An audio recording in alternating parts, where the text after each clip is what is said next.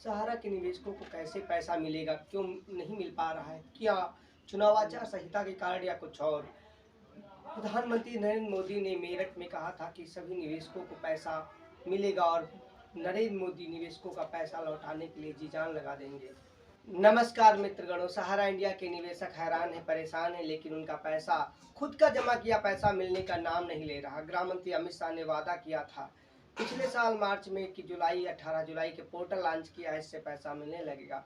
1.5 करोड़ के करीब निवेशकों ने आवेदन कराया। उनकी बातों पर विश्वास करके कितने को मिला? 10-20 हजार वाले गिने चुने लोग हैं, यानी कि अधिकतर लोगों का फंसा हुआ है। और जिनमें गलतियां, बहुत से लोगों को रिसमिशन कराने की बात कही गई, यानी कि उनमें इतनी डिफिशियंसियां निकाल दी गई कि हैरान करने वाली बात। लेकिन खेला तो वहीं से शुरू होता है कि जिनकी डिफिशियंसी है वो केवल 19,999 तक ही आवेदन करा सकते हैं, यानी कि असली खेल यही था और यहीं पर मामला आ रहा है।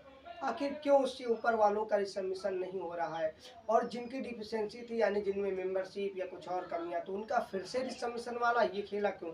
क्यों आदमी एक बार जो ऑनलाइन पैसा लगाकर आवेदन कराता है फिर से दुकान पर जाए, फिर से पैसा खर्च करे? ये व्यवस्था बड़ी खराब है। दिल्ली के जंतर मंतर से लेके लखनऊ के यूके गार्डन तक, पटना के गांधी मैदान से लेके रांची तक, हर जगह पर लोग हैरान थे, परेशान थे और अब भी हैं परेशान। मध्य प्रदेश की राजधानी भोपाल हो या छत्तीसगढ़ की राजधानी रायपुर, निवेशक लगातार आंदोलन करते रहे और सरकारों से मांग उठाते रहे। 12 करोड़ से अधिक निवेशकों के इस मुद्दे पर लोकतंत्र के चारों खंभों की नजर में आखिर क्यों नहीं आ रहा है? क्यों निवेशकों को पैसा नहीं मिल पा रहा है? आखिर कब सहारा के निवेशकों को वाकई में पैसा मिल पाएगा? आखिर चूक कहाँ है, गलती कहाँ है? सहारा के निवेशकों का कसूर क्या है? आखिर चुनाव आयोग से लेकर अधिकारियों तक, सरकार चाहे जिसकी बनी थी, चाहे 2009 में जब मामला फंसा तब किसकी सरकार थी? यूपीए की। 14 से मोदी साहब, 14 और 19 में आपकी बनी, 10 साल से आप सत्ता में हैं, फिर भी इस मामले में आखिर अब तक क्यों भुगतान नहीं हो पाया? कोर्ट से लेके हर जगह तक मामला इधर से उधर घूमता रहा। निवेशक भी गोल गोल चक्री की तरह घूमते रहे और अपने पैसे के लिए परेशान है। फिर मोदी जी का 2024 के चुनाव से पहले मेरठ में बयान आता है, हम कांग्रेस के कर्म के, बैंक के लूटने वाले, डूबने वाले भ्रष्टाचारी बचेंगे नहीं, हम निवेशकों का पैसा लौटाने के लिए जी जान लगा देंगे।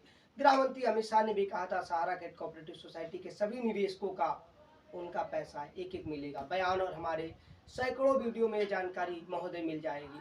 कम से कम चलिए, कल क्या हुआ, परसों क्या हुआ, बीत गया सो भूल जाते हैं, लेकिन आगे निवेशकों के लिए आपकी स्थितियां क्या है? चुनावी रैली से लेके आप साफ करिए और कब लोगों को पैसा मिलेगा, किस तरीके से पैसा मिलेगा? सहारा ही नहीं, तमाम पीएसएल समेत चिटफंड कंपनियों का। हमारे चैनल के अधिकतर निवेशक ऐसे ही परेशान लोग भी हैं। कम से कम आप लोग भी अपनी राय रखें और हर प्लेटफार्म पर अपनी आवाज़ उठाएं और सशक्त करें, क्योंकि तभी तो चीज़ें मिलेगी। प्रधानमंत्री और गृह मंत्री और देश के सभी सिस्टम पर लोगों का विश्वास है, लेकिन इस बैंकिंग सिस्टम पर अगर लोगों का पैसा ना मिला तो विश्वास अविश्वास में बदलते देर नहीं लगेगी। उम्मीद है जहां तक आवाज़ पहुंचती होगी आप आगे पहुंचाएंगे और जिम्मेदार संस्थान आप भी कम से कम लोगों के, यानी कि 12 करोड़ से अधिक निवेशकों का पैसा लौटाने में सहयोग करिए, बजट लागू करिए। क्यों लोग फिर से आंदोलन की तैयारियों में लगे हैं? क्या वाकई में फिर आप चाहते हैं लोग खर्चा खर्चा करके आए और आपको गिराएं और आंदोलन की राह पर आए? आंदोलन वो भी अपने पैसे के लिए। एक लोकतांत्रिक देश में समस्याओं का हल नहीं होता। कम से कम जाग जाइए, जब जागो तब सवेरा। निवेशकों का 12 लाख करोड़ की बात होती है, यहाँ निवेशकों का 1 लाख करोड़ भी नहीं, और वो भी आपको अपने पास से नहीं देना है। जो इन संस्थानों ने पब्लिक का लेकर जमा किया है और उससे संपत्तियां खरीदी, उन्हें अटैच करिए। सहारा का 24,912 करोड़ रुपया सहारा सेवी खाते में है। 5,000 करोड़ सीआरसीएस को मिला, कितने लाख करोड़ की संपत्तियां हैं। ऐसे ही पीएसएल के भी, उनको जब्त करिए और मार्केट में बेचिए, जो भी करिए। कम से कम जिन लोगों का पैसा जमा है उनका पैसा दीजिए। हित निवेशकों का करिए जो 12 करोड़ से अधिक है, और उन कर्मचारियों का जो अपना आजीविका दांव पर लगा कर एक चीज करते थे, आज परेशान है। उम्मीद है आप जागेंगे और जो आदमी देख रहा है उसको अगर सही बात लगी तो आगे पहुंचाएगा, ताकि आवाज़ सशक्त हो। उम्मीद है पहली सरकार चाहे जिसकी बने, लोगों को पैसा मिलना चाहिए।